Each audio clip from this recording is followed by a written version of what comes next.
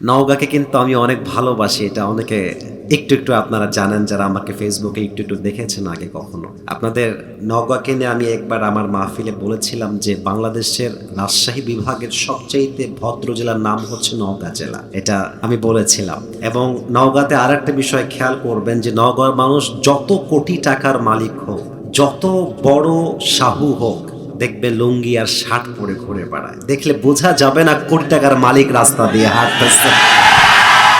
হ্যাঁ, বাস্তবে আমি নিজে এটা আমার চোখে দেখেছি। আপনাদের পোরশা আছে না, পোরশা? অনেক দেখবেন শাহু আছে, কয়েকশো বিঘা জমির মালিক, কিন্তু রাজশাহী শহরে ঘুরে বেড়াচ্ছে একটা লুঙ্গি আর শার্ট পরে, দেখে বোঝা যায় না। আর আরেকটা জিনিস খেয়াল করবেন, নগর ভাষায় কিন্তু একটা আলাদা টান আছে, ফ্লো আছে, সুন্দর লাগে। কিরে কিংকা আছো? আমি তো ভালোই আছি, তুই কিংকা আছো? আমিও ভালোই আছি। সুন্দর লাগে শুনতে। আর একটা মাহফিল আমার নওগাঁতে ছিল, তো সেই দিন ইউটিউবে ঢুকেছিলাম, হঠাৎ করে একটা ভিডিও আমার সামনে আসলো যে নওগাঁর ভাষায় সতর্কতামূলক ভিডিও। একটা মেয়েকে দেখলাম যে ছোট্ট মেয়ে ভিডিওতে বলতেছে, নওগাঁর আনাচে কানাচে সব জায়গায় যে ডাস্টবিনগুলো আমরা দিনু কেরে বা চেহারা দেখার জন্য দিছনু, তোমরা খাও সিন, দাও সিন, আন্দো সিন, বাড়ো সিন, দুনিয়ার ময়লা করো সিন, তো সেলা শুরুত করে নিয়ে গিয়ে ডাস্টবিনে ফেলা হবে না কেবা কেরে বা, কতবার কোয়া লাগবে রে বা, নিজের থুটা কি নিজের গাওতি ফেলবিন তোমরা, ঠিক না? খুব খেপে গেছে মেয়েটা, বলছে কোশাল তোমাকে উন্নতি হবে রে বা, আমরা এতই ট্রাই করে যাচ্ছি, এতই চেষ্টা করে যাচ্ছি, চারপাশ যেন ফক ফকা থাকে, আঙ্কের সোলপোল এনা খেলবার পারে, তোমাদের কি এনা চিন্তা হয় না এলালিয়ে, আর কত রিকোয়েস্ট করমু রে বা, কথা ঠিক আছে না যুবক ভাইরা আমার? একটা টান আছে, একটা ভালোবাসার টান। যখন নওগাঁর ভাষা শুনি মনে হয় যে আমার কলিজায় গিয়ে আঘাত লাগে। আর নওগাঁর মানুষ কিন্তু একটা জিনিস খেয়াল করবেন, নওগাঁর মানুষ যেখানেই যাবে সবাই বলতে বাধ্য হবে, এর মতো বিনয়ী মানুষ আর কেউ হতে পারে না। আমি আমার ছাত্র জীবনে দেখেছি, তাই এই কথাটা বললাম। তো নওগাঁতে বড্ড আশা নিয়ে এসেছি। আমার নওগাঁতে আর দুই একটা মাহফিল হয়তো বা আগামীতে রয়েছে। আপনাদের এই ধানসার মাহফিল যেন পুরো বাংলাদেশে একটা ঐতিহাসিক মাহফিল হয়ে থেকে যায়, এটার জন্য আপনাদের সাপোর্টের দরকার। আমি একটা ছোট্ট কথা বলছি, যুবক এবং মুরব্বী, মায়েরা, বোনেরা যারা শুনছেন, মাইন্ডে নেবেন না। আমাদের মাহফিল থেকে আজকে হেদায়াত হারায় গেছে দুইটা কারণে। আবারও বলছি, মাইন্ডে নেবেন না, এটা আমারও বিরুদ্ধে যাবে, আমি হক কথা বলছি। হেদায়াত হারিয়ে গেছে দুইটা কারণে। এক নাম্বার, আমরা যারা ওয়াজ করি আমাদের মধ্য থেকে এখলাসটা হারায় গেছে। দুই নাম্বার, শ্রোতা যারা আসে, বেশিরভাগ শ্রোতা ওয়াজ শুনতে নয়, বক্তার চেহারা দেখার জন্য অনেকে আসে, যে আসিফ হুজুরকে ফেসবুকে দেখেছি, আজকে সরাসরি দেখবো, দেখতে কেমন দেখবো, এরকম একটা চিন্তা নিয়ে অনেকে আসে। বিশ্বাস করেন, এই চিন্তা দিয়ে আপনার কপালে হেদায়াত আসবে না। এই জন্য না, ঠিক বলতে হবে না, এই জন্য যারা বসে আছেন আমার ডানে, আমার আব্বাজান বামে যারা আছেন, আমার যুবক ভাইরা, আমাকে দেখার নিয়াতটা, change your intention right now, নিয়াতটা পরিবর্তন করেন। নিয়াত করেন, আসিফ হুজুর যা যা বলবে আজকে কান দিয়ে নয় কলিজা দিয়ে শুনবো, এবং প্রতিটা কথা আমি আমার লাইফে প্রত্যেকটা মুহূর্তে কাজে লাগাবো। আমি আমার ভূমিকার কথা শুরু করছি, ভূমিকার কথা, নট তাফসীর। জাস্ট সবাইকে বলবো, নিজেকে এই মুহূর্তে একটা প্রশ্ন করবেন, সবাই নিজেকে প্রশ্ন করবেন, যদি আপনি এখন এই মুহূর্তে ধানসার এই মাহফিলে মারা যান, অথবা রাত 12টার পরে বাসায় গিয়ে মারা যান, কথার কথা এক্সাম্পল, বলেন তো নিজেকে নিজে, আপনি কি জীবনে এমন কোনো আমল করেছেন যে আমলের দ্বারা আপনি এখন মারা গেলে এখনই কবরে জান্নাতের ফয়সালা হয়ে যাবে? নিজেকে প্রশ্ন করেন, not my self, ask your own self. নিজেকে বলেন, আমি আমাকে বলি, আপনি আপনাকে বলেন। যদি মন বলে ইয়েস, আমি আমার জীবনে এমন অনেক অনেক অনেক আমল করেছি যে আমলের দ্বারা এখন মারা গেলে এখনই জান্নাত পাবো, তাহলে আজকের ওয়াজ আপনার জন্য নয়। কিন্তু যদি মন বলে না না, না, আমি তো এমন কোনো আমলওয়ালা মানুষ না যে মানুষটা এখন মারা গেলে এখনই জান্নাতের মালিক হয়ে যাবে। তাহলে আপনাদের কাছে আমার একটা প্রশ্ন, আমি যদি স্টেজ থেকে নেমে যাই, অনেকের পকেট চেক করি, এখানে অনেক যুবক মুরব্বী বসে আছে যার পকেট থেকে এখন বিড়ির প্যাকেট বের হবে, এখানেই বসে আছে। কেউ হাসবেন না, আমি হাসির জন্য বলি নাই। নো লাফ, ডোন্ট লাফ, হাসবেন না। নিজেকে প্রশ্ন করেন, এখানে অনেক যুবক বসে আছো, আজকে শুক্রবার, অনেক যুবক বসে আছে জুমার নামাজটা ছাড়া 4 ওয়াক্ত নামাজের 1 ওয়াক্ত নামাজও পড়ে নাই, এখানে বসে আছে। আস্তাগফিরুল্লাহ, আস্তাগফিরুল্লাহ। এখানে অনেক যুবক বসে আছে, তার ফোনটা যদি আমি বের করি, মানে পকেট থেকে ফোনটা বের করলাম, করে বললাম যে যুবক তোমার ফোনের লকটা আমাকে খুলে দাও, কথার কথা। এমনও হতে পারে অনেক যুবকের মোবাইল ফোন চেক করলে অনেক উলঙ্গ নারীর ভিডিও ছবি খুঁজে পাওয়া যাবে, এখানেই বসে আছে যুবকটা। এখানে অনেক যুবক এমনও বসে থাকতে পারে যে যুবকটা এই মাহফিলে এখানে বসে তার গার্লফ্রেন্ডকে মেসেঞ্জারে মেসেজের রিপ্লাই করেছে, এখানেই বসে আছে। খবরদার কেউ হাসবা না, খবরদার, আমি হাসির কথা বলি নাই। নিজেকে প্রশ্ন করেন, আমি যদি এখন মারা যাই, will I enter in the paradise or hell fire? আমি কি জান্নাতি হব না জাহান্নামী? দেখবেন 95 ভাগের মন নয়, বলতে গেলে 100 ভাগের 100 ভাগ সবার মন বলবে হয়তো বা আমি জান্নাতি হতে পারবো না। কথা ঠিক আছে কিনা বলেন?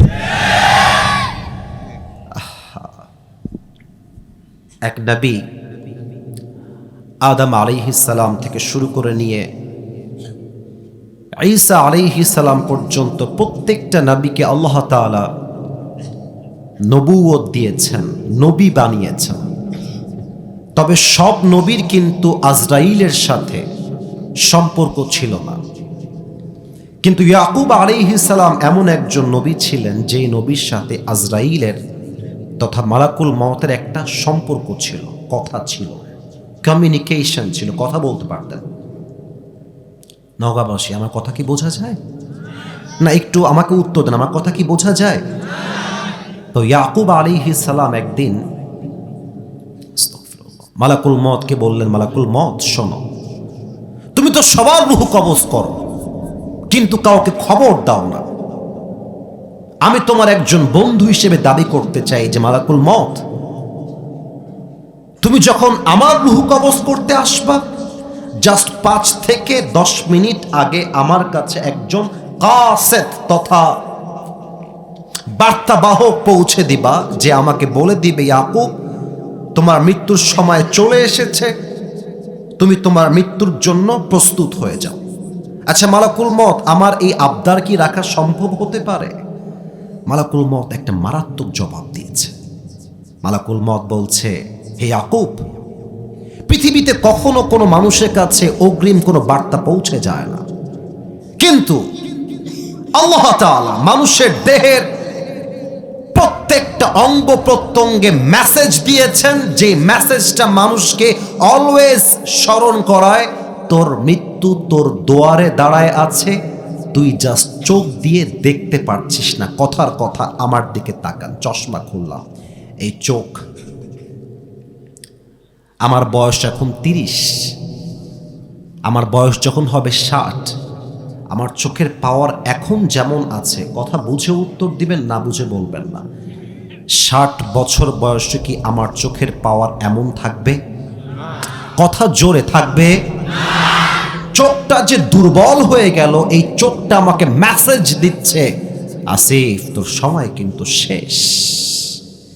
আমার আব্বাজানের দিকে তাকান, আমার আব্বাজানের মুখের দাড়িটা সাদা, আমারটা কালো। সাদা যে হয়ে গেছে, এই সাদা দাড়ি অলওয়েজ বলছে, কিরে কালো দাড়ি সাদা হয়ে গেল, আর কত, আর কত। চামড়াটা আজকে 60 হয়ে গেছে, একদম ক্লিয়ার স্কিন, কোনো দাগ নাই, কোনো ভাঁজ নাই। এই চামড়ায় যখন ভাঁজ পড়ে যাবে, এই চামড়া বলবে আর কত। শৈশব, কৈশোর, যৌবন, পৌরত্ব, আগে ছিলেন সিঙ্গেল, বিয়ে করে হয়ে গেলেন ডাবল, এরপরে একটা মেয়ে হলো, বাবা হলেন, মেয়ের বিয়ে দিয়ে বাচ্চা হলো, নানা হলেন, আর কত। প্রতিটা মুহূর্ত আপনাকে মেসেজ দেয়। চোখ বলে হায়াত শেষ, মাজা বলে হায়াত শেষ, চামড়া বলে হায়াত শেষ। প্রতিটা মুহূর্তে আল্লাহ স্মরণ করাচ্ছে টাইম কিন্তু শর্ট, রেডি হয়ে যান, রেডি হয়ে যান। এই যে আমার জামা দেখেন, কত দামি জামা পরে আছি, আপনারা অনেকে দামি জামা পরে আছেন। আমার এই পুরো দেহের জামার দাম যদি আমি বলি, এটা অনেকে অহংকারে নেবেন, আমি অহংকারের জন্য বলছি না। কিন্তু একবার ভাবেন তো, আমি এই নওগাঁর বিশ্ব রোড হয়ে যাচ্ছি রাজশাহীতে, মান্দা যে বাজার ফেরিহাট, বাস মোড়টা পার হয়েছি, সামনে একটা ট্রাক চলে আসছে, খেয়াল করে নাই গাড়ি আছে 110-এ, দুইটা, একটা বাড়ি খাইছে। একটা বাড়িতে আমার রুহু বের হয়ে গেছে। দেখবেন নওগাঁ মান্দা সব লোক দৌড় দিয়ে এসে আমাকে টেনে ছিঁচড়ে বের করে আমার দেহের জামাগুলো খুলে সাদা কাফনের কাপড়ে প্যাকেট করায় 3.5 হাত মাটির কবরে শোয়াই দিবে। এটার নামই তো দুনিয়ার চাকচিক্যতার বাস্তবতা, ঠিক কিনা বলে? রূপেরই গৌরবে সাজিয়াছ সাজ, সোনা দানা কত কি আর রাজকী পোশাক। যেদিন প্রাণ চলে যাবে সবই পড়ে রবে, প্রাণ চলে যাবে সবই পড়ে রবে। গায়ে দেবে মার কিনো থম রে মোনা আমার, কেন বাঁধো দালান ঘর। একটু গান তো আমার সাথে। একদিন মাটির ভেতরে রে মোনা আমার, কেন বাঁধো দালান ঘর, ঠিক কিনা বলে? দেহ তোমার চরম চর গলে পচে যাবে, শিরার উপর শিরাগুলি ছিন্ন ভিন্ন হবে। মন্ডু মিরু দণ্ড সবই হবে খণ্ড খণ্ড, মন্ডু মিরু দণ্ড সবই হবে খণ্ড খণ্ড। পড়ে রবে মাটির উপরে মোনা আমার, কেন বাঁধো দালান ঘর। একদিন মাটির ভেতরে হবে ঘর রে মোনা আমার, কেন বাঁধো দালান ঘর, ঠিক কিনা বলেন আপনারা সময়? ওয়ামাল হায়াতুদ দুনিয়া ইল্লা মাতাউল গুরুর। This life of this world is nothing more than play and entertainment. এই দুনিয়াটা চাকচিক্য আর ধোঁকা ছাড়া আর কিছুই হতে পারে না। এই জন্য নিয়তটা চেঞ্জ করেন। আসিফ হুজুরকে দেখাটা মুখ্য বিষয় নয়, উনি কি বলছেন তা জানা, বোঝা এবং আমল করাটা ইম্পর্টেন্ট। আপনাদের বউ আছে কার কার? একটু হাত তোলেন। বউ আছে? আচ্ছা আচ্ছা, আপনারা বউওয়ালা, আচ্ছা বসে পড়েন, হাত নামান। আস্তাগফিরুল্লাহ। এবার কপাল পোড়া হতভাগা সিঙ্গেলরা, তারা একটু হাত তোলো সবাই। সিঙ্গেল, আপনাদের বউ নাই? তা বউ যে নাই এত আস্তে করলে হবে রে ভাই? আরে তোমাদের বউ নাই রে ভাই? আল্লাহ তুমি যুবকদেরকে নেককার দিনদার বউ দিয়ে দাও। পড়েন সবাই আমিন। যা আমিন বলেনি ওই শালা বউ পাবে না। মজা করলাম। আল্লাহ তুমি যুবকদেরকে নেককার, আরে বেটা হাত নামা, বউ পাবি বেটা, হাত নামা। আল্লাহ যুবকদেরকে তুমি নেককার দিনদার বউ দিয়ে দাও। পড়েন সবাই আমিন। শীতকালে বউ ছাড়া জীবনটা অচল যুবক ভাই। 3টা কম্বল দিলেও শীত যায় না, 2টা ল্যাপ দিলেও শীত যায় না। অতএব শীত দূর হবে চাদর দিয়ে না, কম্বল দিয়ে না, ল্যাপ দিয়ে না, একমাত্র আমার ঘরে আমার বইয়ের দরকার যুবক ভাই। আল্লাহ তুমি যুবকদের মনের আশাকে পূরণ করে দাও। পড়ে না আমিন।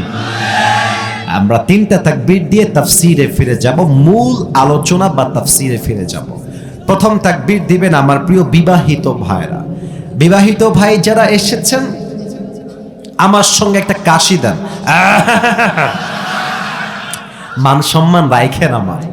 বিবাহিত ভাইয়েরা, গলার জোর যে আছে আপনাদের, আরে আমার কেন যেন মনে হয় যে নওগাঁর 60 বছরের মুরব্বীর গায়ের শক্তি 20 বছরের যুবকের সমান যুবক পারা, তাই না বলো? আব্বা জান, আপনারা কিন্তু ভয় পেলে চলবে না। আমার প্রিয় বিবাহিত ভাইয়েরা, আমি বলবো লিল্লাহি তাকবীর, আপনারা বলবেন আল্লাহু আকবার। দেখা যাক কে কত নাম্বার পায়, কে জিতে কে হারে। বিবাহিত ভাইয়েরা, লিল্লাহি তাকবীর।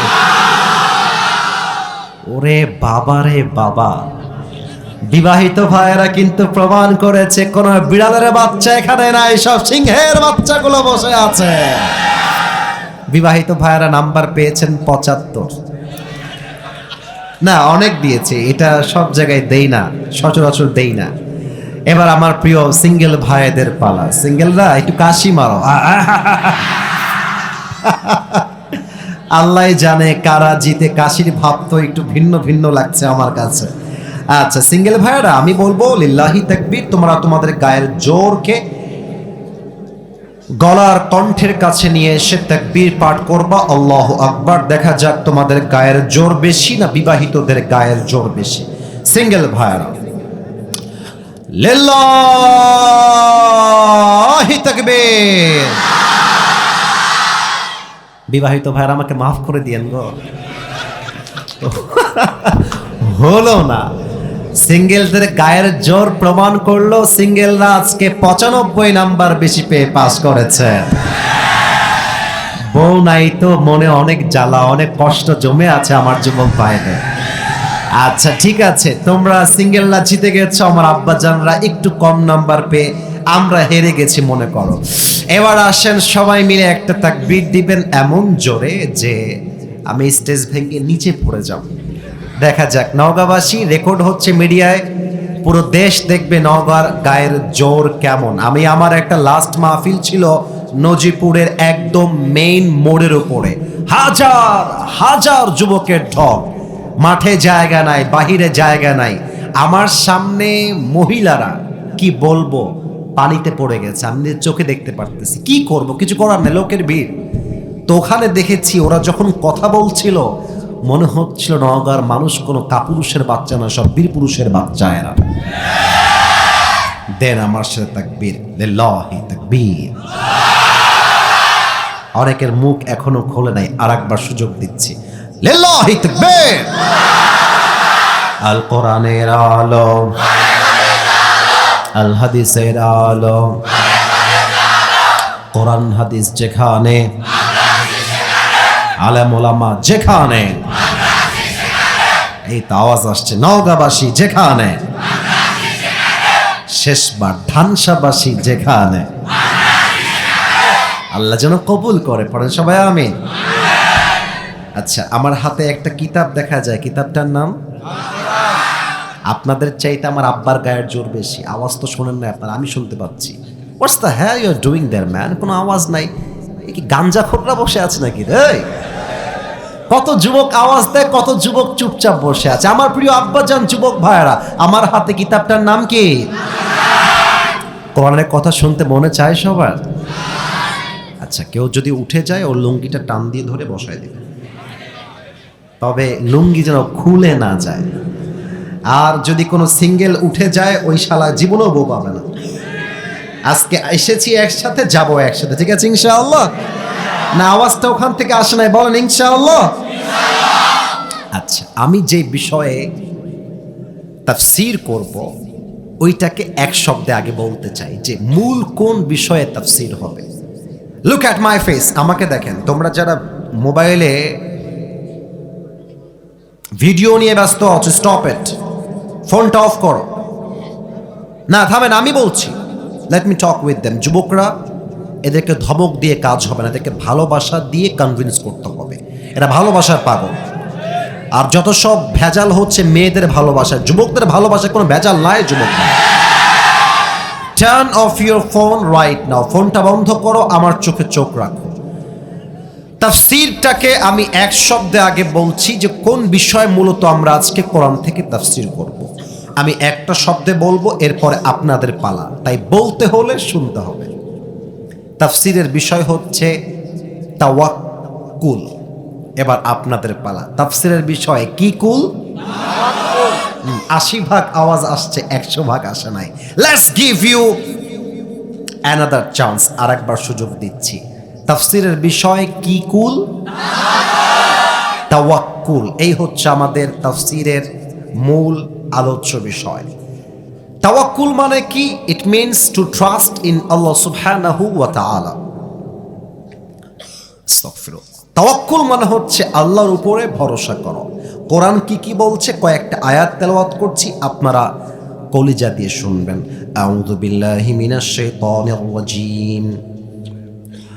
ومن يتوكل على الله فهو حسبه. Allah says in this ayah, whoever trusts in Allah subhanahu wa ta'ala, Allah is sufficient for him. তর্জমা করছি, সুবহানাল্লাহ, কেউ যেন আসতে না পড়ে। আল্লাহ বলছেন, আমার বান্দা যদি কষ্টে দুঃখে আমাকে ভরসা করতে পারে, আমি আল্লাহ একাই তার জন্য যথেষ্ট হয়ে যাব। একটু জোরে সুরে বলেন সবাই সুবহানাল্লাহ। সূরাতুল বাকারা 286 নম্বর আয়াত, 3 নম্বর পারা, 8 নম্বর পৃষ্ঠা। লা ইউকাল্লিফুল্লাহু নাফসান ইল্লা উসআহা। Allah says in this ayah, He doesn't test anybody beyond their power. আল্লাহ বলছে, কখনো আমি আমার বান্দাকে কোনো কষ্ট তার সাধ্যের বাহিরে চাপিয়ে দেই না। এটাকে ব্যাখ্যা করছি ছোট্ট কথায়, বোঝার চেষ্টা করেন। আমি নওগাঁর ছেলে, নওগাঁয় আমার বাসা, এক্সাম্পল, উদাহরণ দিচ্ছি। আমার বাপের কাছে আছে 1 লাখ টাকা, আমার কাছে আছে 50,000 টাকা। কথার কথা, 1.5 লাখ টাকার মালিক আমার পুরো পরিবারের মানুষ। আল্লাহ বলছে, তোমার যদি টাকা থাকে 1.5 লাখ, তোমার পরীক্ষা হবে 2 থেকে 3 লাখের ভেতরে, যে পরীক্ষা তুমি সামলাইতে পারো। তার মানে কি বোঝা গেল? আপনার বুকের পাটা আছে বিধায় আল্লাহ আপনাকে এই পরীক্ষা দিয়েছেন। আপনার কলিজা আছে, আল্লাহ জানে আপনি সামলাইতে পারবেন, আল্লাহ জানে আপনি সহ্য করতে পারবেন। অতএব আল্লামা ইকবাল লিখেছেন মারাত্মক এক কবিতা, তার উর্দু ভাষায় আমি জাস্ট কোট করছি তাওয়াক্কুলটাকে বোঝাবার জন্য। আমার বিশ্বাস উর্দু বললে আপনারা বাংলা বুঝে যাবেন, এতটা সহজ শব্দে তার কবিতা সে লিখেছে। আল্লামা ইকবাল লিখেছেন, গম কে বাদ খুশি জরুর আती है और ये खुशी रब के तरफ से ही आती है। हर रात के बाद दिन की रोशनी छा जाती है और सब्र करने वालों को नियामत मिल ही जाती है। जो दुख में भी रब को याद करता है, रब उसका हाथ कभी नहीं छोड़ता। जो दुनिया से कुछ ना कहे, बस अपनी रब से कहता है, उसकी दुआओं का जवाब हमेशा खामोशी में आता है। इसलिए जब तुझे मांगना हो तो उसी से मांग, जब तुझे पुकारना हो तो उसी को पुकार, जब तुझे भरोसा करना हो तो उसी पर कर, क्योंकि भरोसे के काबिल सिर्फ वही है, वो तेरा रब है, वो तेरा अल्लाह है। এবার ঠিক আছে কিনা বলেন সবাই? আল্লামা ইকবাল লিখেছেন, রাতের পরে দিন যেমন আসে, কষ্টের সাথে সুখও তেমন আসে। দুঃখের কথা বলতে চাইলে বউকে বলতে যেও না, মাকে বলতে যেও না, বন্ধুকে বলতে যেও না। দুঃখ যদি হালকা করতে চাও, তাহাজ্জুদের জায়নামাজ বিছিয়ে আল্লাহকে মনের কষ্ট বলো।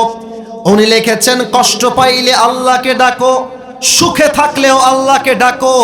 মানুষ বড় বেঈমান, আল্লাহ কিন্তু কোনো বেঈমান নয়। ঠিক কিনা বলে? অতএব ভরসা রাখো, ভয় পেও না, বুক চিরে দাঁড়িয়ে যাও। বসো বসো, না না বসো বসো, এখন বসো, একটু পরে যাও, একটু পরে যাও না। আচ্ছা, বিকাল থেকে বসে আছো, আর 5টা মিনিট কি বসে থাকা যায় না? আরে যুবক ছেলে পেলে পেশাব লাগলে 1 ঘন্টা কেন 2 ঘন্টা বসে থাকা যাবে, ঠিক কিনা বলো? ভয় পেও না, বুক চিরে দাঁড়িয়ে যাও, আল্লাহর ভরসায় সাহসটা বাড়াও। হাসি হবে না, আমি যেটা বলছি সেটা শুনবেন, হাসি না, নো নো নো। মজার জায়গায় মজা, সিরিয়াস মুডে সিরিয়াস হতে হবে। আমি আবারও বলছি, ভয় পেও না, বুক চিরে দাঁড়িয়ে যাও, আল্লাহর ভরসায় সাহসটা বাড়াও, আল্লাহর নামে আগুন জ্বালাও বুকে, সত্যের পথে চলো, সাহস রাখো মুখে। আর থেমে গেলে চলবে না, রক্তে আগুন ধরাও। আল্লাহর সেই সৈনিক তুমি, সেই পতাকা উড়াও। আরে আল্লাহ যখন পাশে, কিসের এত ভয়? তাওয়াক্কুল করো, কাছে আসবে বিজয়। আধারে ভয় পেও না, আলো আছে আড়ালে, অন্ধকার পালিয়ে যাবে তুমি উঠে দাঁড়ালে, ঠিক কিনা বলে? দিস ইজ কল্ড তাওয়াক্কুল, এটার নামই হচ্ছে তাওয়াক্কুল। এবার আমরা ঘটনায় ঢুকে যাব। আপনার সাউন্ডটার ইকো হালকা কমায় দেন। Who is there, who is the controller? কে আছেন? আপনি ভাই। হ্যাঁ, এই তো মাশাআল্লাহ। ইকোটা কমায় দেন, বেসটা মোটা করেন। ইউর সাউন্ড ইজ 100% পারফেক্ট, অত্যন্ত চমৎকার সাউন্ড আজকে। এবার প্রশ্ন করছি, উত্তর দেওয়ার পালা এসে গেছে।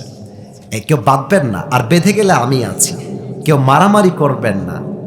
প্রশ্ন করছি, ঠান্ডা মাথায় জবাব দেন। আচ্ছা, 3 সেকেন্ড সময় দিচ্ছি, মাথা ঠান্ডা করেন। আস্তাগফিরুল্লাহ। 1 2 3। আচ্ছা, এবার প্রশ্ন করছি, আবারও বলছি, বুঝে উত্তর দিবেন। নবীজির কোনো ছেলে সন্তান পৃথিবীতে বেঁচে ছিল না, এটা আমরা সবাই জানি, এটা সবাই জানি। কিন্তু নবীর কয়েকজন মেয়ে ছিলেন, এটাও আমরা জানি। তবে প্রশ্ন হচ্ছে, নবীজি একজন মেয়েকে কলিজা দিয়ে ভালোবাসতেন, সবচেয়ে ভালোবাসতেন, আদর করতেন। মেয়েটার নাম কি, কে বলতে পারে? ফাতেমা। সবার আগে সে হাত তুলেছে। তোমার নাম কি ভাই? মাশাআল্লাহ, that is the right answer. এবার সবার পালা, বলেন সবাই, ফাতেমা। নাম কি? 1 নম্বর প্রশ্ন। 2 নম্বর প্রশ্ন, এটা সবাই পারবে, এটা আমার বিশ্বাস। বলেন তো, ফাতেমার যার সাথে বিয়ে হয়েছিল স্বামীর নাম কি ছিল? আর একটা প্রশ্ন, শেষ প্রশ্ন, এটা শেষ ভালো যার সব ভালো তার, একটা প্রবাদ বাক্য আছে না এরকম? এটা আমার এই চ্যাপ্টারের শেষ প্রশ্ন। ফাতেমার গর্ভ থেকে 2 জন জান্নাতের সর্দার এসেছিল, কি কি নাম? তো এই আওয়াজটা আমার কানে জোরে আসতে হবে, হাসান আর। এবার বলেন তো, হাসান আর হোসেনের আব্বা যার নাম হচ্ছে আলী রাদিয়াল্লাহু তাআলা আনহু, গায়ের শক্তি কম না বেশি? উনি কি কাপুরুষ না বাহাদুর? আমি একটা এক্সাম্পল দিচ্ছি, আলীর বুকে আল্লাহর প্রতি তাওয়াক্কুল কত বেশি ছিল, কেউ যেন মনোযোগ হারিয়ে না ফেলেন। আলীর বুকে তাওয়াক্কুল কত বেশি ছিল। উহুদের যুদ্ধ এবং বদরের যুদ্ধের পরে মুসলমানদের একটা বিজয় বিজয় ভাব, পুরো বিশ্বে একটা বিজয়ের স্লোগান উঠে গেছে, মুসলমানরা পুরো পৃথিবীতে বিজয় হয়ে যাবে। কাফেরদের বুকের মধ্যে জ্বালা পোড়া শুরু হয়ে গেল, কেমন করে এটাকে দমে দেওয়া যায়। এটা কি তখনও ছিল না এখনো আছে? হ্যাঁ, উত্তর দেওয়া লাগবে, তখন ছিল না এখনো আছে। আল্লামা সাইদি বলতেন, খাওয়া নাই কাজ হবে না। ইসলামের পতাকা জাস্ট বাংলার সংসদে নয়, আগামীতে কালেমার পতাকা আমেরিকার হোয়াইট হাউসে পৌঁছায় যাবে যুবক ভাইরা। কোনো একদিন এদেশের আকাশে কালেমার পতাকা দুলবে, সেদিন সবাই খোদাই বিধান পে দুঃখ বেদনা ভুলবে, ঠিক কিনা বলে? সেদিন আর রবে না হাহাকার, অন্যায় জুলুম অবিচার, থাকবে না অনাচার দুর্নীতি কদাচার, থাকবে না অনাচার দুর্নীতি কদাচার, সকলেই শান্তিতে থাকবে, সেদিন সবাই খোদাই বিধান পে দুঃখ বেদনা ভুলবে, ঠিক কিনা? কাফেররা প্ল্যান করতে লাগলো মুসলমানদেরকে থামিয়ে দেওয়া যায় কেমন করে, রুখে দেওয়া যায় কেমন করে। যেই প্ল্যান শুরু হয়ে গেল, কাফেররা সবাই মিলে ঐক্যবদ্ধ হয়ে গেল, মদিনায় অ্যাটাক করতে হবে, সমস্ত মুসলমানদেরকে নিশ্চিহ্ন করে দেওয়া লাগবে। বাস অ্যাটাক করবে। মনে করেন আগামী মাসের 20 জানুয়ারি নবীর কাছে 5 দিন আগে খবর পৌঁছে গেল যে মদিনায় কিন্তু কাফেররা অ্যাটাক করতে আসতেছে। তো আচ্ছা, এখানে অন এন অ্যাভারেজ 1000 লোক হবেন, কিন্তু আমি 1000 লোকের দিকে যাব না। একটু আমার ডান হাত দেখেন, ডানে আমার কিছু মুরব্বী বসে আছে, দেখা যায় না কি যায় না? একটু উত্তর দিলে ভালো হয়, দেখা যায় না কি যায় না? তো নবীজি কয়েকজন সাহাবীকে ঠিক এভাবে নিয়ে পরামর্শে বসে গেলেন যে সাহাবা একরাম তোমরা বলো এই অ্যাটাককে আমরা রুখে দিব কেমন করে, প্রতিহত করব কেমন করে। এক একজন সাহাবী এক এক রকম পরামর্শ দিল। এক সাহাবী নাম হচ্ছে সালমান ফারসি রাদিয়াল্লাহু তাআলা আনহু, একটা পরামর্শ দিয়েছেন, মারাত্মক পরামর্শ। এই পরামর্শ বোঝার জন্য আপনাদের এই প্যান্ডেলটাই এনাফ। আমার চোখে চোখ রাখেন, ডানে দেখেন পর্দা দেওয়া দেখা যায়, এবার বামে তাকান পর্দা দেওয়া দেখা যায়, এবার আমার দিকে তাকান পেছনে পর্দা দেখা যায়। তার মানে কি, এই মাহফিলে যদি কেউ আসতে চায় এন্ট্রি পথ হচ্ছে আপনাদের সকলের পিঠের পেছনে। এই পাশ দিয়ে প্রবেশ করতে হবে, এই পাশেও নয়, এই পাশেও নয়, এই পাশেও নয়। এবার আসেন হাদিসে। মদিনা এমন একটা শহর যে শহরটা চতুর্পাশ দিয়ে বেষ্টিত দেওয়াল। যদি কেউ মদিনায় আসতে চায় একটাই রাস্তা, আর কোনো রাস্তা নাই। সুবহানাল্লাহ কইতে পারলেন না তো আপনার? সালমান ফারসি বলছে নবী আমার বুদ্ধি আপনি একটু বোঝেন, বলো তোমার বুদ্ধিকে। বলছে এই যে রাস্তাটা আমাদের একটা আছে, এই রাস্তাকে আপনি আর রাস্তা রাইখেন না, এই রাস্তাকে কেটে আপনি খাল খনন করেন, পানি বের হবে পানি। বলছে তাই তো, যদি খাল খনন করি কাফেররা চাইলেও মদিনায় এসে অ্যাটাক করতে পারবে না। তাও তো সুবহানাল্লাহ কইতে পারলেন না আপনারা সবাই মিয়া? যে কথা সেই কাজ। বাস সাহাবা একরাম মিলে বিশাল লম্বা একটা খাল খনন করলো যাতে করে কাফেররা মদিনায় এসে অ্যাটাক করতে না পারে। কাফেররা যখন অ্যাটাক করতে আসবে, এসে দেখছে কি ব্যাপার, মদিনার একটাই রাস্তা, পুরোটা খাল, পানি আর পানি, পানি আর পানি। কাফেররা একদিন ওয়েট করলো, 2 দিন ওয়েট করলো, 3 দিন ওয়েট করলো, কি হয় কি হয়, দেখা যায় যে পানি তো কমে না। এক কাফের, তার নাম হচ্ছে আমর বিন মারহাব। যুবক ভাইরা, লুক অ্যাট মাই আইস, চোখে চোখ রাখো।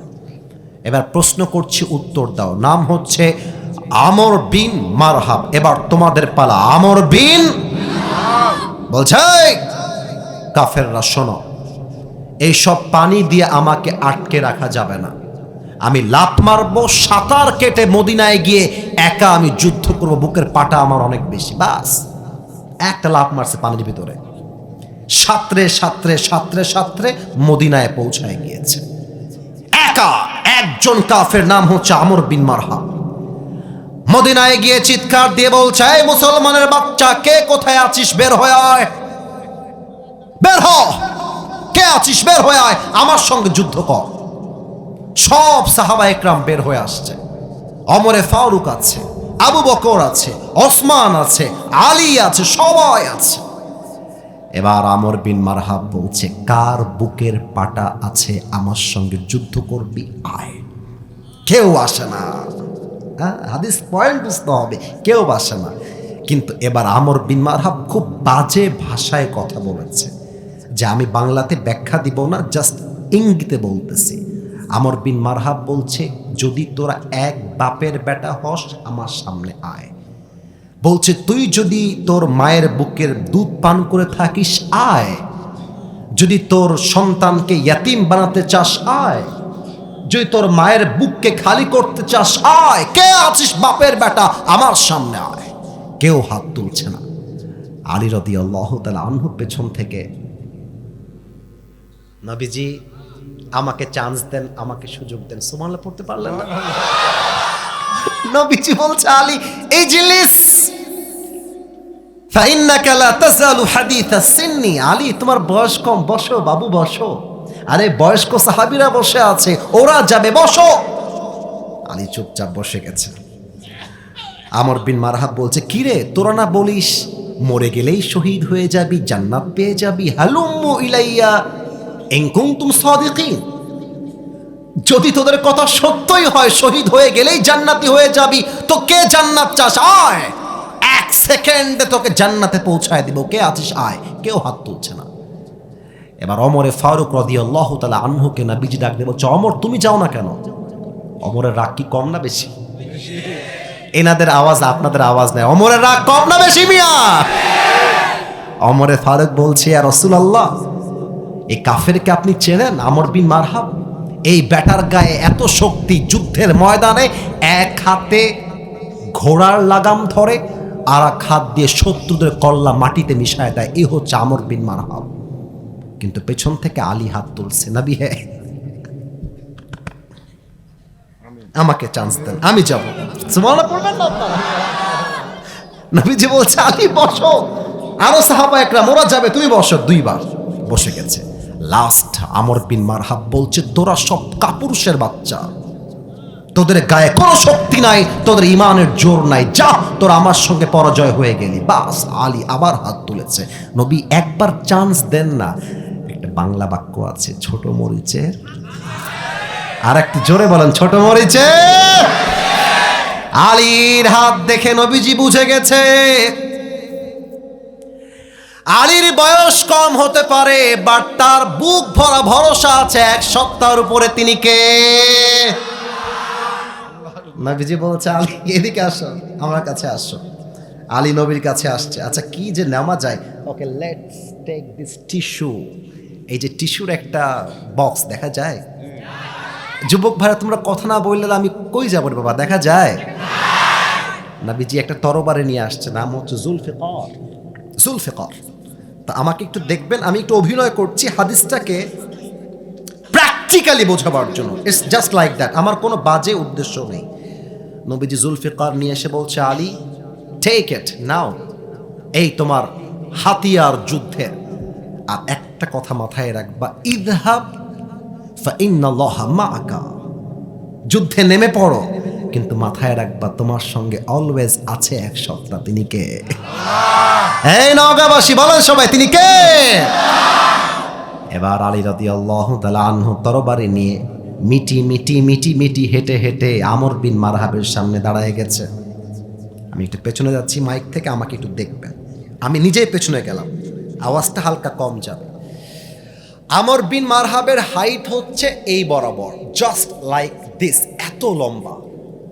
আর আলী তার সামনে দাঁড়ায় আছে এই বরাবর। মানে আলীকে দেখতে চাইলে আমর বিন মারহাবকে মাথা নিচু করতে হবে। আলী যদি আমর বিন মারহাবকে দেখতে চায় মাথা উঁচু করতে হবে। কথা বোঝা যায় নাকি যায় না? বোঝা যায় রে বা, বোঝা যায়। তো আলী যখন আমরের কাছে আসছে, একটু মজা কিন্তু সিরিয়াসলি বুঝবেন। আমর বিন মারহাব বলছে মান আনতা আইয়ুহাল গোলামে, এ বাবু তুমি কে গো? এটা আরবি ভাষার তর্জমা। মান আনতা আইয়ুহাল গোলাম, এই বাবু তুমি কে? আমর বিন মারহাবের এই কথা শুনে আলীর গায়ে কাটা লাগছে। আমি বাবু রে, কিন্তু কিচ্ছু বলে নাই। বলছে আনাল্লাযী সাম্মাতনি উম্মি হায়দারা, আমি হলাম সেই যুবক যেই যুবককে তার মা নাম দিয়েছে হায়দারা, তথা জঙ্গলের এমন সিংহ যখন সে তার শিকারে আক্রমণ করে, শিকারকে সে শিকার না করা পর্যন্ত থেমে যায় না, এটার নামই হায়দারা। আল্লাহু আকবার। এবার আমর বিন মারহাব টিটকারি মারছে, টিটকারি। বলছে ও আচ্ছা বাবু, তোমার নাম আমর, তোমার নাম হচ্ছে হায়দারা। ও আচ্ছা আচ্ছা, কিন্তু বাবু what is your real name? তোমার আসল নাম কি তাই বলো। এবার আলী বলছে আমার নাম ইসমি আলী। হ্যাঁ, তোমার নাম আলী? এবার আমর বিন মারহাব বলছে এই তুমি কি আলী বিন আব্দুল মুত্তালিব? তোমার বাপ কি আব্দুল মুত্তালিব? বলছে না না, ওইটা আমার দাদা, আমি হলাম আলী বিন আবি তালেব, আমি হলাম আবু তালেবের ছেলে আলী। বলছে হায় হায় হায়, ভাতিজা তুমি? তোমার বাপ তোমার বন্ধু লাগে, আমরা একসঙ্গে চা খাইতো, আমাদের ট্রেডিশন দিয়ে বোঝাচ্ছি, বাট তোমার বাপ তোমার ভাই, মানে বন্ধু। তো তোমার বাপ যদি আমার ভাই হয়, তুমি যদি তার ছেলে হও, তুমি তোমার ভাতিজা, আমি তোমার চাচা। বাবু, আমি তো ভাতিজাকে মারতে পারবো না, ছোট্ট বাচ্চাদের গায়ে আমি হাত তুলি না, যাও যাও যাও। কিন্তু আলী এই কথা শুনে আর রাগ কন্ট্রোল করতে পারে নাই। আলী বলছে, বেটা তুই কারে বাচ্চা বলিস? আর একবার যুদ্ধ করতে, এমন এক কল্লার উপরে আঘাত মারবো, তোর কল্লা 40 হাত দূরে গিয়ে পড়বে। আল্লাহু আকবার। এই কথা শুনে আমর বিন মারহাবের গা গরম হয়ে গেছে। বলছে, বেটা বাচ্চা, তোর সাহস তো কম নয়, আয় আয় দেখবো কে কাকে মারতে পারে। এবার আলী বলেছেন এক মারাত্মক কথা, নগর ভাইয়েরা বুঝতে হবে ইসলাম কাকে বলে। আলী বলছে, না না, আমি তোমাকে আগ বাড়িয়ে মারতে যাব না, ইসলাম আমাকে শিখিয়েছে কাউকে আগ বাড়িয়ে মারা যাবে না। কেউ যদি তোমাকে মারতে আসে, তখন বুঝায় দিবা কত ধানে কত চাল। রংপুরে যে যুবকটা 2 হাত পেতে গুলি খেয়ে শহীদ হয়েছিল, যুবকটার নাম কি বলেন তো? না, এত আস্তে বললে হবে না, বলেন সবাই, নাম কি ছিল? একটা প্রশ্ন করে ফেলি, রাগ করতে পারেন, তবুও করব। এটা আমার ইমানের কথা, এটা আমার দায়িত্বের কথা। এই যুবক ভাইরা, এই মুরব্বী আব্বা জানেরা, কেউ উত্তর বাদ যাবে না। শহীদ আবু সাঈদ রাস্তায় বের হয়ে কাউকে গুলি করেছিল? এত আস্তে বলেন কারণ গুলি করেছিল? শহীদ আবু সাঈদ রাস্তায় বের হয়ে কখনো বলেছিল যে সামনে আসবি চাকু দিয়ে উড়াই দিব বলেছিল? কাউকে গুলি করে নাই, কাউকে চাকু মারতে যায় নাই, কিন্তু শহীদ আবু সাঈদকে নির্বিচারে জনগণের সামনে, মিডিয়ার সামনে বুকে গুলি করে বুকটাকে ঝাঁচড়া করে দেওয়া হয়েছে। শহীদ আবু সাঈদ জাস্ট বলেছিল, আমরা কোটার সংস্কার চাই। যখন তারা আগ বাড়িয়ে হাত তুলল তার গায়ে, আল্লাহ বুঝাই দিলেন, বান্দা এখন আর চুপ থাকলে হবে না, এখন তোদেরকে গর্জে উঠতে হবে। বাস, বাংলার মুসলমান প্রমাণ করে দিয়েছে, কাউকে আমরা আগ বাড়িয়ে মারতে যাব না, কিন্তু আমার গায়ে কেউ হাত তুললে সে হাতকে ভেঙে গুড়িয়ে দেওয়া লাগবে, এটার নাম ইসলাম। আলী বলছে, তুই আমাকে আগে মার, তুই মারার পরে আমি তোকে মারব। এবার আমর বিন মারহাব রেডি হয়ে গেছে। আমার সামনে মাইক্রোফোন আছে, তো তাই আমার অভিনয়টা পরিপূর্ণ দেখা যাবে না, জাস্ট যতটুকু দেখা যায় হাদিসটাকে প্র্যাকটিক্যালি বুঝবেন। আমর বিন মারহাব হালকা পেছনে গেছে। এই নগর ভাইয়ার, হালকা সামনে না পেছনে? আওয়াজটা ক্যামেরায় যাবে না, জোরে বলতে হবে, সামনে না পেছনে? আর আমি কথা বলবেন বাঘের বাচ্চার মতো গর্জন দিয়ে, সামনে না পেছনে? পেছনে গিয়ে 2টা পা, 2 legs are attached together, 2টা পাকে একসাথে করেছে। আচ্ছা, হাতের যে তরবারি এটাকে এমন করে ধরেছে, জমিন থেকে একটা লাফ মেরেছে আমর বিন মারহাব। তরবারিটা সামনের থেকে পেছনে নিয়ে লাফ দিয়ে দেহের সমস্ত শক্তিকে উজাড় করে আলী বিন আবি তালেবের ডান কাঁধে বিশাল এক আঘাত করেছে। আর আলী তার জুলফিকারটা তুলে চিৎকার দিয়ে বলছে, হাসবুনাল্লাহু ওয়া নি'মাল ওয়াকিল, নি'মাল মাওলা ওয়া নি'মান নাসির।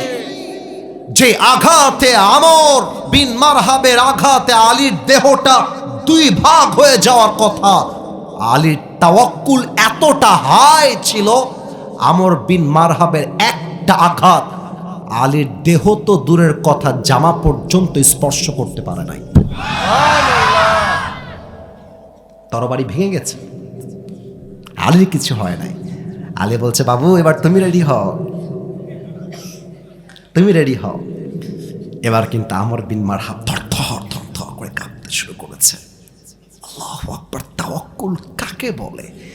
এবার আলী পেছনে আসছে, 2 পা একসাথে করেছে, তরবারিটা নিয়ে সামনের দিকে নিয়ে লিল্লাহি তাকবীর, আল্লাহু আকবার বলে আমর বিন মারহাবের মাথার উপর একটা কোপ মারছে, একটা কোপ ঠেকাবার জন্য আমর বিন মারহাব তার ঢালটা উঁচু করে ধরেছে, কিন্তু আলীর কোপে এত এত শক্তি আর জোর ছিল, ঢাল ভেঙ্গে মাথার মুকুট ভেঙ্গে একটা কোপে আমর বিন মারহাবের পুরো দেহটা দুই ভাগ হয়ে জমিনে ছিটকে পড়ে গেছে। আল্লাহু আকবার। এবার মাইকটা হটাতে বাধ্য হচ্ছি, একটু হটাবো, মুখে কথা বলবো। এইটা হচ্ছে আমর বিন মারহাবের লাশ, এইটা কোরআনটা একটু হটালাম, মাইন্ডে নেবেন না। এটা হচ্ছে আলীর পা, আলীর পা, বুটের জুতা পা। আলী আমর বিন মারহাবের বুকের উপরে পা তুলে দিয়েছে এভাবে, আর বলছে, এই বেটা কাইফা তুকাতিলুনি আনতা তা'বুদু হাজারান ওয়া আনা আব্দু রাব্বি মুহাম্মদ। এই বেটা কাফেরের বাচ্চা, তুই আমাকে মারবি কেমন করে? তুই তো পাথর পূজারী, তুই তো মূর্তি পূজারী, আর আমি হলাম আমার রবের উপরে তাওয়াক্কুলকারী বান্দা। আর যে আল্লাহকে ভরসা করে, কোন কাফের বেঈমান তার একটা পাকা চুলকে সোজা করতে পারে না। নবীজিকে সে বলছে, ইয়া রাসূলুল্লাহ কেমন করলাম, কেমন দিলাম? নবীজি বলছে, বেটা ফাটাই দিয়েছো। আসলে এটা তুমি করো নাই, মূল ব্যাপারটা হচ্ছে রাখে আল্লাহ, মারে কে? মারে আল্লাহ। এই জন্য প্রিয় ভাইয়েরা, এখন তো একটা কথা বলেই ফেলি। অনেকে, আপনারা হয়তো অনেকে জানেন, আমার মাহফিলে কয়েকদিন আগে বাধা দেওয়া হয়েছিল, দেখেছিলেন কেউ কেউ? হ্যাঁ, বগুড়াই। সর্বনাশ, আমার মুরব্বী আব্বাজান দেখে ফেলেছে। তার মানে এখানে সবাই ফেসবুক ইউটিউবে অ্যাক্টিভ আছে, বোঝা যাচ্ছে। না, আমি কোনো ডিফারেন্ট কথা বলবো না, আমার তাফসিরের ট্রেন্ড ঠিক রাখতে হবে। আমি জাস্ট বলেছিলাম যে ভাই, আল্লাহর এই জমিনটা চলবে আল্লাহর কোরআন দিয়ে। তো নেতা সাহেব মানে বাম দিক থেকে চিৎকার করে বলতেছে, এই রাজনৈতিক বক্তব্য এখানে কেন? বাস আমার মাইন্ড স্ট্রাইক করলো, আরে আজব কথা, আল্লাহর জমিন চলবে আল্লাহর কোরআন দিয়ে, কথা কি ভুল আছে না ঠিক আছে? এটা নাকি রাজনৈতিক বক্তব্য হয়ে গেছে। বেটার বাপের নাম ভুলাই দিয়ে আসছি একেবারে। যেই নেতা বলবে আল্লাহর জমিনে আল্লাহর কোরআন দিয়ে আইন চলবে না, ওই নেতাকে জুতার পিটা দিয়ে স্টেজ থেকে নামায় দেওয়া লাগবে। আমাদের প্রাণের দাবি, মুসলমানদের কলিজার দাবি, আগামী পার্লামেন্টে প্রত্যেকটা আইন পাস হবে আল্লাহর কোরআনের সংবিধান দিয়ে। হাত তুলে বলো সবাই ঠিক কিনা? বাতিলের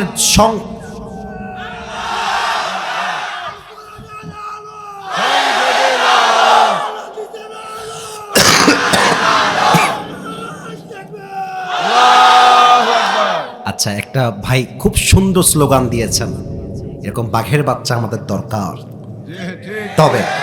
তবে একটা কথা, আমাকে একজন মেসেজ লিখেছে, এই ভাইয়ের তাকবীর দেখে মনে আসলো, একজন মেসেজ দিয়েছে, এটা আমার তাফসিরের সঙ্গেই সম্পৃক্ত।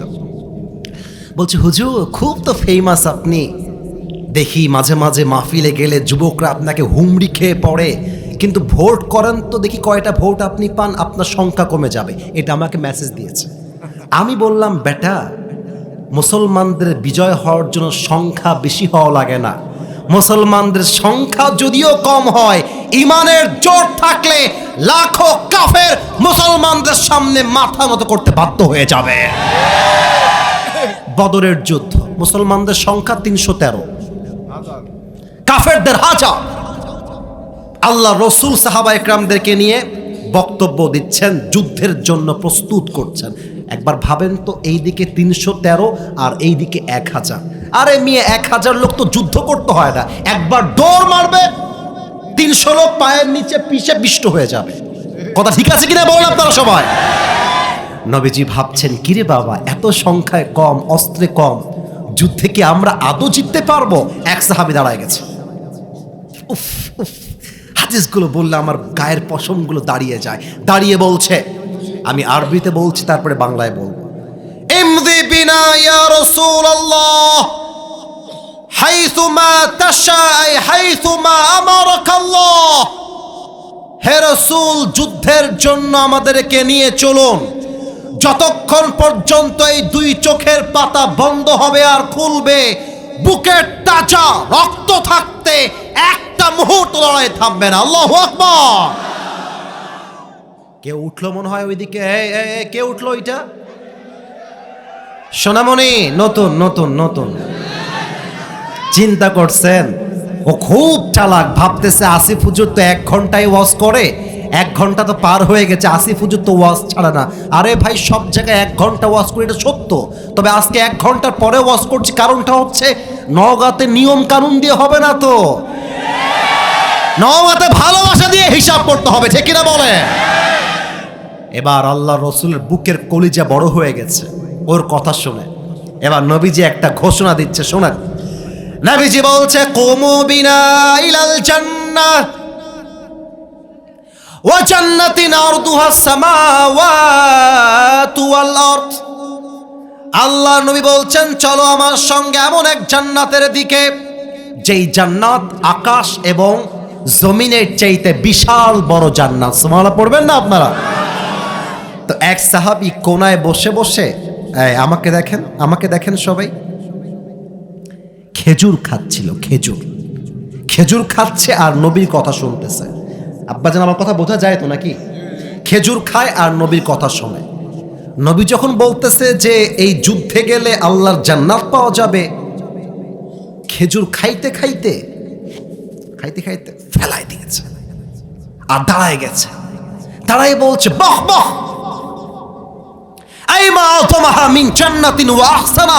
হে রাসূল, আপনি কি বললেন? আপনার সঙ্গে যুদ্ধের ময়দানে জিহাদ করব, আর এই জিহাদে শহীদ হয়ে গেলে এমন জান্নাত পাবো যেই জান্নাত আকাশ আর জমিনের চাইতে বিশাল। আমার তো আর তাড়া সইছে না, এখনই চলেন, এখনই বুকের তাজা রক্ত দিয়ে শহীদ হয়ে আল্লাহর জান্নাতের মেহমান হতে চাই। সুবহানাল্লাহ পড়বেন না আপনারা?